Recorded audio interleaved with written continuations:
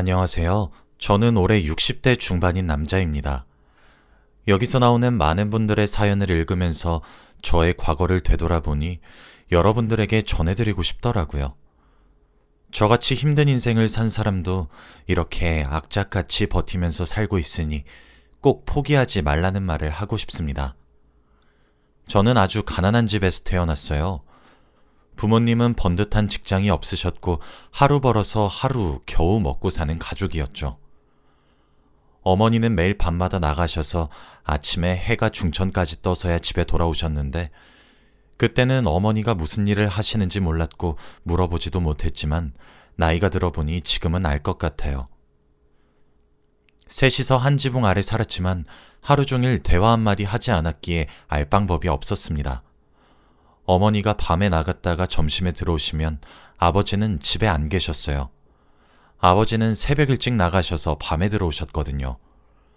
저도 아침에 학교를 갔다가 최대한 늦게 집에 들어왔기 때문에 가족들 얼굴을 서로 안 보고 살았죠. 그런데 어느 순간부터 어머니와 아버지가 싸우기 시작하더라고요. 밤마다 출근하려는 어머니를 붙잡고 아버지는 언성을 높이면서 차라리 그런 일 할 바에는 돈 벌어오지 마! 라고 하셨죠. 그때 저는 집안의 말소리가 들리는 것조차 신기했기 때문에 어머니와 아버지의 싸움의 심각성을 알지 못했어요. 옆에서 조용히 부모님이 싸우는 모습을 지켜보았습니다. 아버지는 어머니에게 또 그놈 만나러 가지? 당신 가정 있는 사람이야. 아들 있는 여자라고. 정신 좀 차려! 라고 했고 어머니는 신경 꺼! 이런 지옥 같은 곳에서 살 바에는 차라리 죽는 게 낫겠어! 라고 하셨습니다. 어머니는 항상 아버지의 손길을 뿌리치고 아버지가 말하는 그놈을 만나러 가셨죠. 항상 이런 실랑이를 벌이시다가 어느 날 어머니가 집에 돌아오지 않으셨어요. 저와 아버지는 하루 이틀 가출하다가 말 줄 알았습니다. 그런데 한 달이 되고 1년이 돼도 어머니는 돌아오지 않으셨죠. 결국 어머니는 저와 아버지를 버리고 다른 남자 곁으로 가신 겁니다. 어머니의 외도로 인해 저희 집은 아버지와 저 이렇게 둘이서만 살게 되었죠. 저는 아무런 감정도 느껴지지 않았습니다. 어머니는 원래 저에게 없는 존재와도 같았거든요. 그런데 아버지는 그렇지 않으셨나 봅니다. 매일같이 신세한탄을 하시면서 술을 드시고 계셨거든요. 아버지는 원래 술과 담배라면 질색하시는 분인데 그날 이후로 매일같이 술과 담배를 달고 사셨어요. 술을 먹고 자지 않으면 잠을 못 잘 정도로 말이죠. 알코올 중독자가 되시고 말았습니다. 술을 먹고 취하실 때마다 어머니 얘기를 저에게 하셨어요. 어머니를 처음 만났을 때, 저를 가졌을 때 등등 말이죠. 그때 처음 알았습니다. 아버지가 어머니를 진심으로 사랑했다는 것을 말이죠. 아버지의 눈물을 그때 처음 보고 저는 왠지 모르게 가슴 한켠이 아려왔고 처음으로 아버지를 안아드렸습니다. 제가 아버지를 안아드리자마자 아버지는 더 소리내어 펑펑 우셨어요. 아버지가 많이 불쌍했고 어머니가 미워지기 시작했죠. 그렇게 일상이 반복되었습니다. 아버지는 항상 술과 담배를 하신다고 일을 하러 나가시지 못했고 결국 고등학교를 졸업하자마자 제가 돈을 벌기 시작했죠. 출근을 할 때와 퇴근을 할 때 아버지는 항상 식탁에 앉으셔서 술을 드시고 계셨어요. 그런데 어느 날 퇴근을 하고 집에 돌아왔는데 식탁에 앉아서 소주를 드시고 계셔야 하는 아버지가 안 계셨고 집에는 인기척이 느껴지지 않는 겁니다. 저는 왠지 모르게 불안감이 엄습해왔고 집안 곳곳을 다 뒤졌어요. 그런데 아버지는 방에 누워 계셨습니다. 저는 너무 놀라서 아버지를 깨웠지만 눈을 뜨지 않으셨어요. 다급히 전화기를 들어 119에 전화를 걸었고 저는 울면서 제발 목숨만 살려달라고 하늘에다가 빌고 또 빌었습니다. 어머니도 없는 마당에 아버지까지 없어진다면 세상을 살아갈 수 없을 것 같았거든요. 혼자서 의식이 없는 아버지를 부둥켜 안고 펑펑 울고 있을 그때 구급대원들이 집으로 들어왔습니다. 아버지는 급히 구급차를 타고 병원으로 갔고 바로 수술실로 들어가셨죠. 저는 밖에서 허공만 바라보며 몇 시간을 보냈습니다. 수술이 점점 길어질수록 불안해졌고 제가 할 수 있는 건 살려달라고 비는 것뿐이었죠. 3시간이 지나고 수술실에서 의사 선생님께서 나오셔서 다행히 수술이 잘 되었다고 했습니다. 하지만 수술 과정에서 뱃속을 봤는데 술과 담배를 너무 많이 하셔서 조금만 더 하시면 암에 걸릴 수도 있다고 하시더라고요. 아직 암은 아니지만 지금부터라도 조심하는 게 좋다고 권유하셨습니다. 저는 의사 선생님께 감사하다고 허리를 숙여 인사를 드렸고 아버지는 며칠 뒤 퇴원을 하셨죠. 아버지는 그날 이후로 조금 달라지셨습니다. 술과 담배는 조금씩 멀리하는 것 같았고 저와 대화를 자주 하려고 하셨죠. 사실 저 몰래 술과 담배는 조금씩 하시는 것 같았지만 노력이라도 보여주셔서 감사했어요. 아버지와 대화도 많이 하고 식탁에 앉아서 같이 식사를 하니까 가족이라는 게 뭔지 알 것 같더라고요. 왠지 모르게 포근한 느낌도 들었고 행복하다는 감정도 얼추 느꼈던 것 같습니다. 그렇게 평온한 일상을 이어가고 있었어요. 그런데 제가 이제 20대 초중반이었기에 입대를 해야 했습니다. 원래라면 혼자 계실 아버지가 걱정되어서 입대를 최대한 미뤘겠지만 그때의 아버지는 예전보다 많이 나아 보이셨기에 혼자 계셔도 괜찮을 것 같았어요. 아버지도 저에게 자기 걱정하지 말고 군대 얼른 갔다 오라고 하셨고요. 그래서 고민하지 않고 입대를 했습니다. 휴가도 자주 가서 아버지를 뵙고 군대 생활도 나름 괜찮았어요. 그때 저녁이 얼마 남지 않았을 때 밖으로 나가서 어떤 일을 할지 고민하고 있었죠. 그런데 어느 날 소대장님께서 저를 급히 부르시더라고요. 무슨 일인가 싶어서 달려가 보니 소대장님께서 하시는 말씀은 정말 충격적이었습니다. 바로 제 하나뿐인 가족인 아버지가 돌아가셨다고 하셨거든요. 군대 전역을 얼마 남겨두지 않고 있었는데 이런 소식이 들리다뇨. 저는 휴가를 써서 당장 밖으로 나갔습니다. 그런데 제가 본 아버지의 모습은 정말 마르시고 뼈밖에 남지 않은 모습이었어요. 아버지는 제가 군대에 입대한 후 다시 술과 담배를 시작하셨다고 합니다. 그러다가 암이 퍼졌는데 일부러 숨기고 계셨대요. 저한테 병원비 부담도 주기 싫고 걱정 끼치고 싶지 않았다고 합니다. 그렇게 아버지는 항암 치료를 받지 못하신 거죠. 장례식장에서 아버지의 사진을 보는데 눈물이 미친 듯이 나더라고요. 이러다가 탈수 증상이 올 것 같다 싶을 정도로 펑펑 울었습니다. 저는 친척도 없고 친구도 없어서 장례식장은 거의 텅 비어 있었어요. 그래서 더 소리내어 울었답니다. 장례식장이 끝나고 집에 돌아와서 아버지의 물건을 정리했어요. 그런데 옷장 깊숙이 바카스 상자가 들어있더군요. 바카스 상자를 들어보니 꽤 무거웠습니다. 그 상자를 열어보니 10,000원짜리 600장과 편지 한 통이 있더라고요. 바로 아버지가 저에게 쓰신 편지와 돈이었습니다. 편지째를 열어서 내용을 확인해 봤어요. 아들아, 미안하다. 난 이제 얼마 살지 못할 것 같구나. 우리 아들에게 유산이라고 물려줄게. 고작 600만 원이 다네. 이걸로 아들 하고 싶은 거 다 해. 내가 평생 집만 되게 살아왔는데 이제 아버지 없으니 행복하게 살렴. 그리고 방세는 10달치 거 이미 냈으니 걱정하지 않아도 된다. 저는 편지를 읽고 다시 펑펑 울었어요. 이 돈으로 차라리 항암 치료라도 받으시지 이게 뭐라고 암에 걸린 채로 막노동을 뛰셨을까요? 저한테는 이 600만 원보다 아버지의 건강이 더 중요했는데 말이죠. 아버지가 정말 보고 싶고 그리웠습니다. 아버지에게 조금만 더 관심이 있었다면 아마 이런 일이 없었을까요? 정말 죄책감이 많이 들었고 슬펐습니다. 저는 일단 남은 군복무를 마치고 조용히 저녁을 했어요. 그리고 일자리를 구했죠.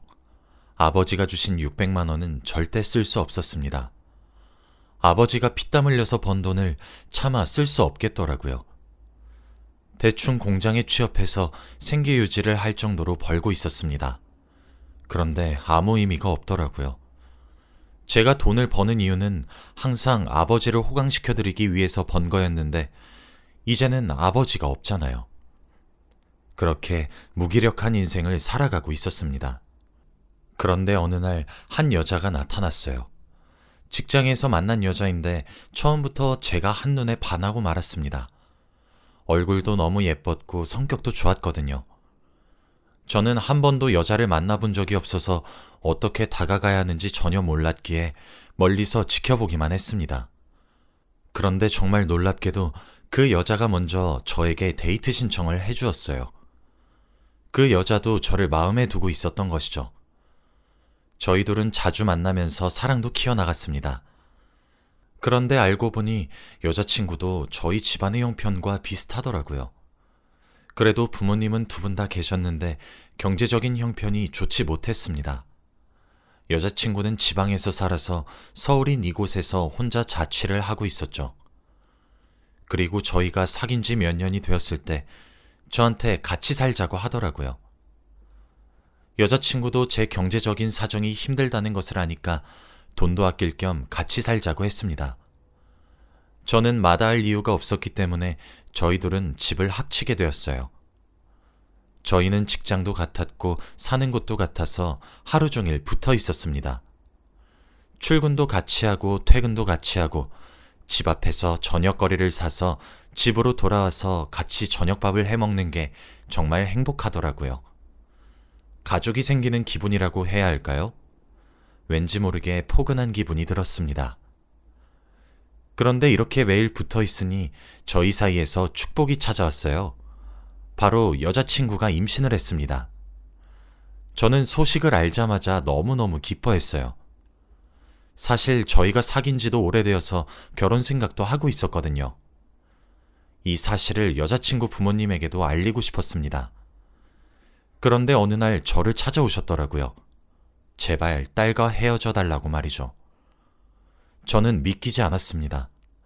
이제 아이를 낳고 행복할 일만 남았는데 대뜸 찾아오셔서 딸을 위해 헤어져 달라뇨. 그런데 여자친구 부모님의 마음도 이해가 되긴 했습니다.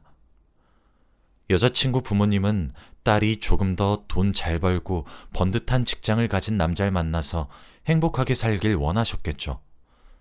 저는 그렇지 못하니까 말이죠. 정말 고민을 많이 했습니다. 여자친구를 위한 게 진정으로 헤어지는 게 맞는지 말이죠. 하지만 이미 뱃속의 아이는 점점 자라고 있는 상태고 여자친구도 아이를 볼 생각에 너무 기대하고 있었어요. 그리고 무엇보다 제가 여자친구를 너무 사랑하고 있었습니다. 저는 결국 오랜 고민 끝에 여자친구와 헤어지지 않기로 했어요. 여자친구 부모님에게는 죄송한 말이지만 욕심을 조금 내보고 싶었습니다. 이 여자와 아이를 행복하게 해줄 자신이 있었거든요. 저희는 다시 행복한 나날들을 보냈습니다.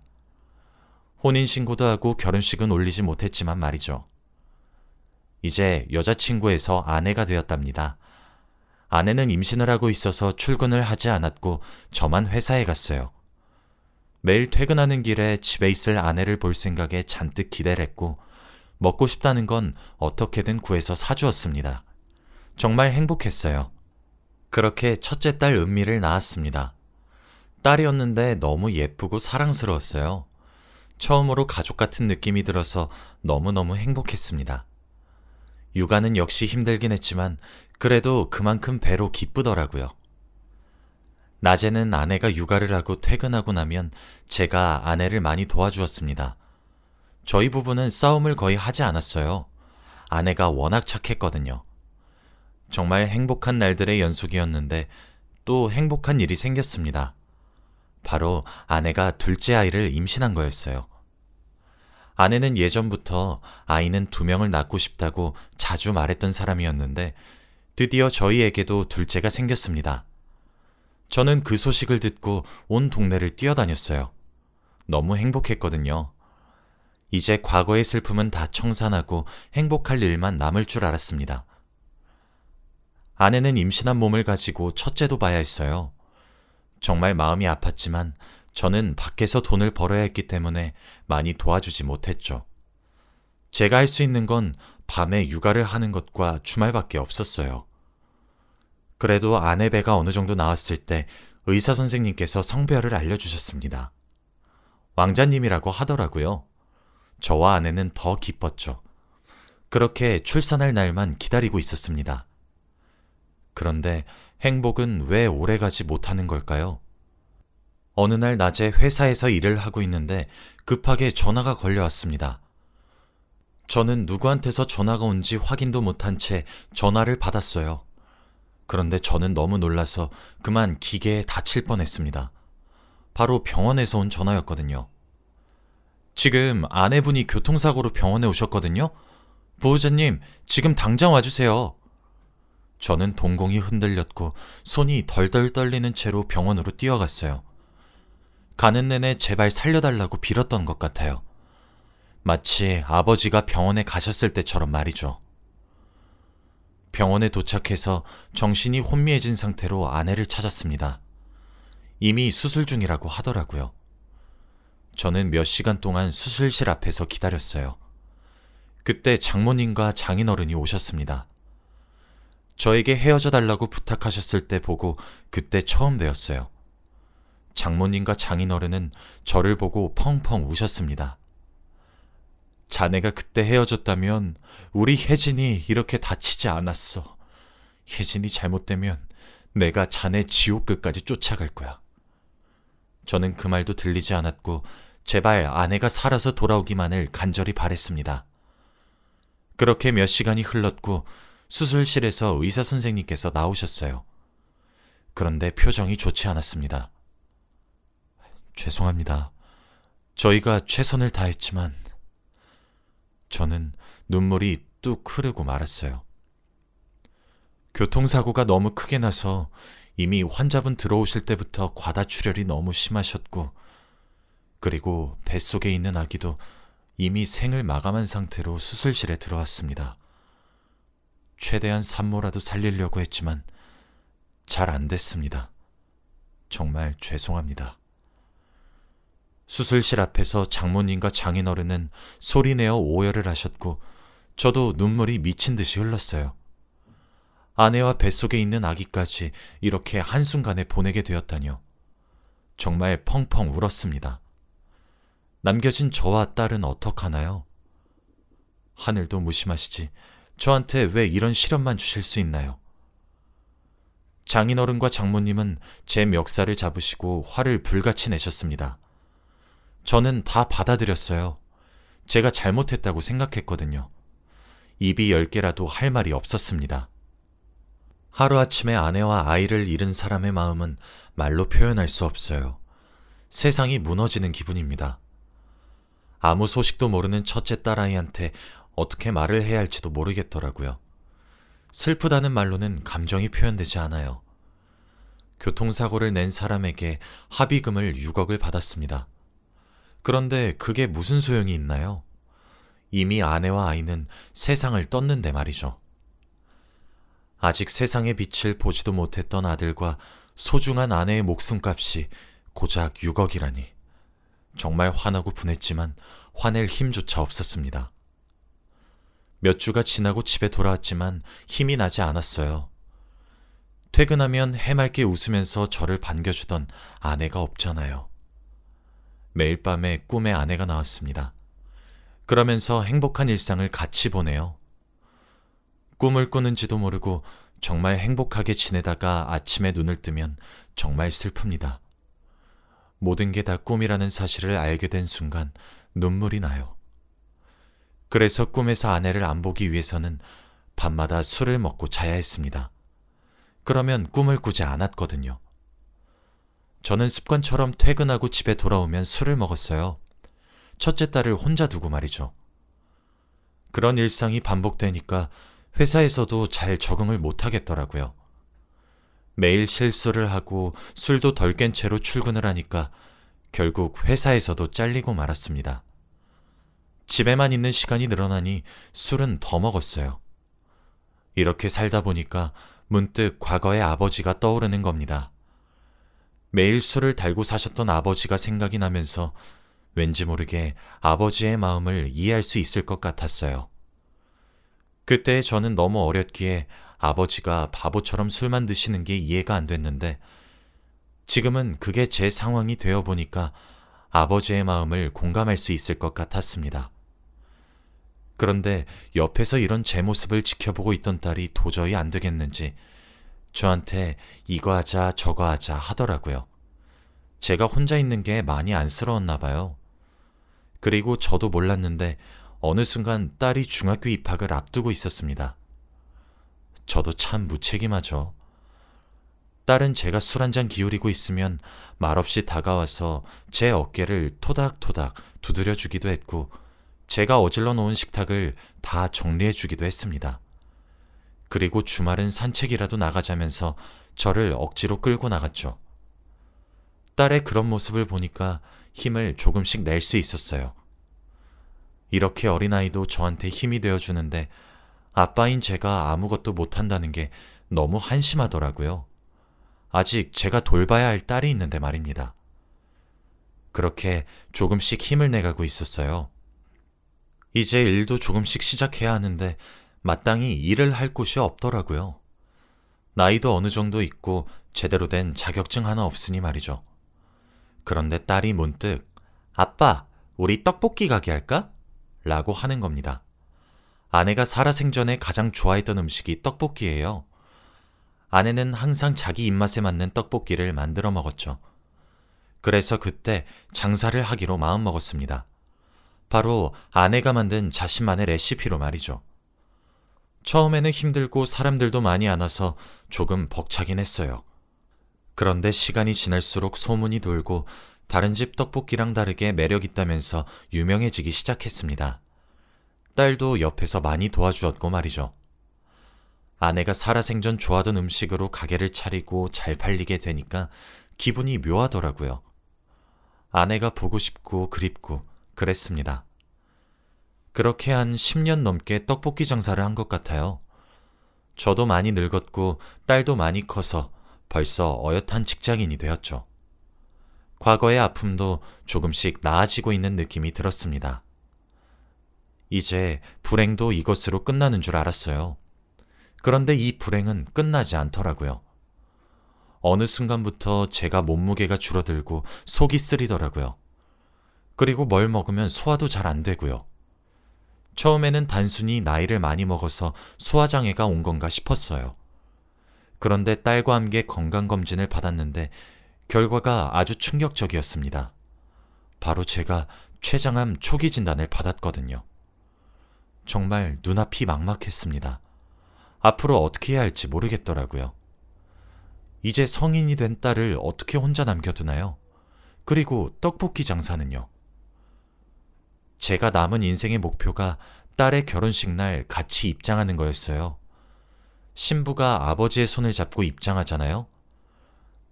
딱 그걸 해보고 눈을 감는다면 후회가 없을 것 같았습니다. 딸도 저의 암 소식을 듣고 펑펑 울기 시작하더군요. 딸이 너무 불쌍했습니다.